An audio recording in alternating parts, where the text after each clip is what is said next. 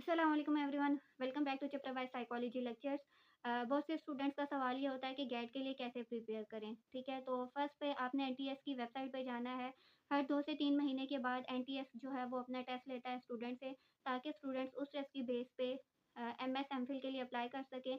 और वो टेस्ट जो है वो 2 साल तक वैलिड रहता है। ठीक है, अब उस टेस्ट की बेस पे आप नेस्ट में, बहरिया में, एयर में अप्लाई कर सकते हो।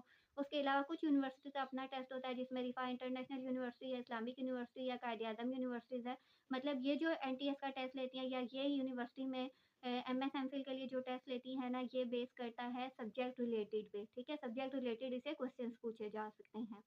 तो जब आप एनटीएस के थ्रू अगर आपने अप्लाई करना है, तो एनटीएस की वेबसाइट पे जाओगे, वहाँ पे गेट रिलेटेड सारा सिलेबस, जितने एमसीक्यूज़ होते हैं, जितनी टाइम लिमिट होती है, पैटर्न जो होता है, सैंपल्स जो होते हैं, वो सारे वहाँ पे दिए गए होते हैं। तो वहाँ से जाके आप तैयारी कर सकते हो। डिटेल वीडियो का लिंक डिस्क्रिप्शन बॉक्स में है।